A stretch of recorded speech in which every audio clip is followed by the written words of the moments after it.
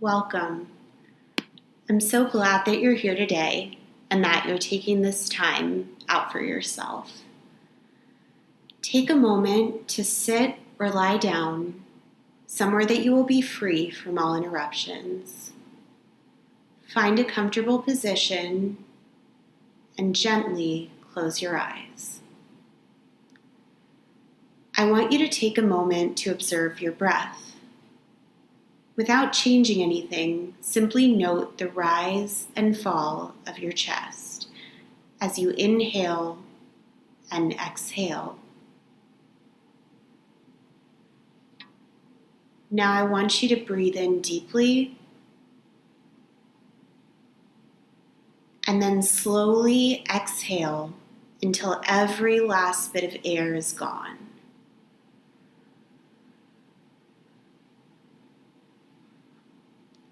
And then slowly inhale again, expanding your lungs and filling them with air. And now gently exhale.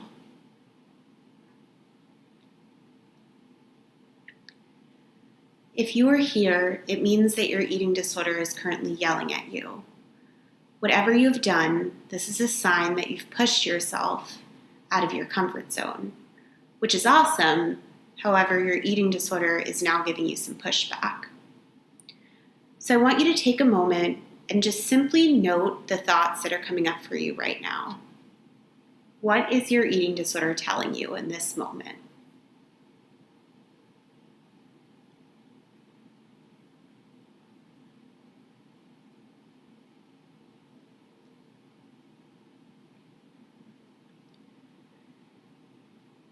Now focus back on my voice. I want to remind you that just because you have a thought does not mean that it is true. These thoughts come from your eating disorder, whose only aim is to keep itself alive. These thoughts are not the truth, no matter how real they might seem. Now take a moment to think about someone who you really care about.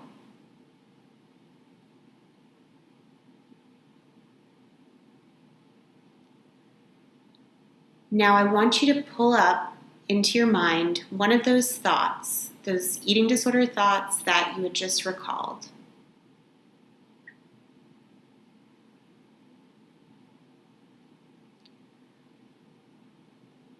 Now I want you to think about that person that you identified who you really care about and how you'd respond if they said to you one of the things that your eating disorder is telling you.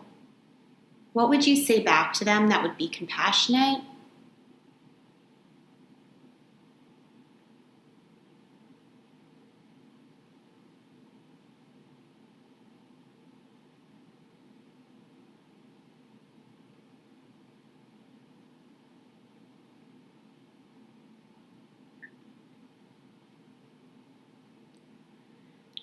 And despite what your eating disorder might tell you, you're special, but you are not a unicorn, and these same things also apply to you. So I want you to put your hand on your heart, and now I want you to practice telling yourself what you would say to someone you care about who is struggling with similar thoughts. So really take a moment, and even if you might not fully believe it, I want you to say to yourself what you would say to someone else who you really cared about if they said those same things to you.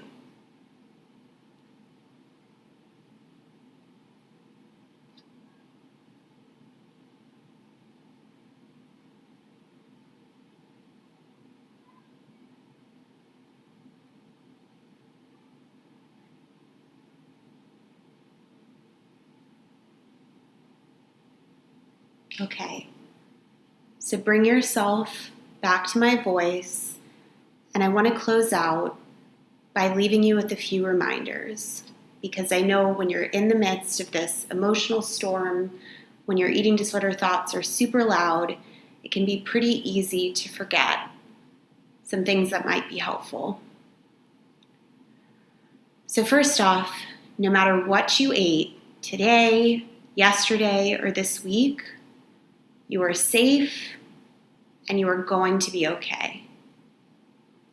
One day or 1 week's worth of eating will not have a significant impact on your health or your weight. Although weight gain is also not something that we need to fear, despite what your eating disorder might be telling you. When our body digests food, glucose looks the same. It doesn't matter if it came from quinoa or cake. So whatever noise your eating disorder is telling you right now about the food that you just ate or that you're about to eat, there aren't good or bad foods, and all foods can truly fit into a healthy diet.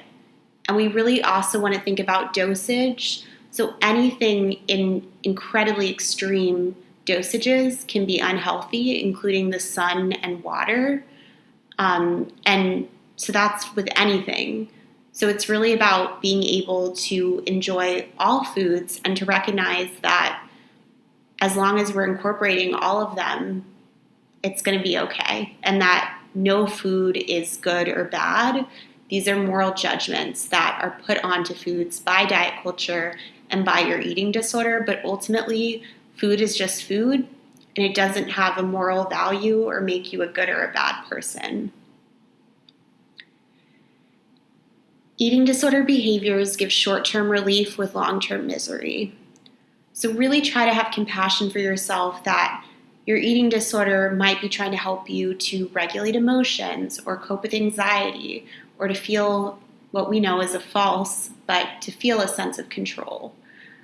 And so your eating disorder is serving a purpose for you and having compassion for that, but recognizing that it might deliver some of those things in the short term, but in the long term, it leads to increased misery, feeling more and more out of control as the eating disorder becomes the one running the show, isolation, depression, and unhappiness.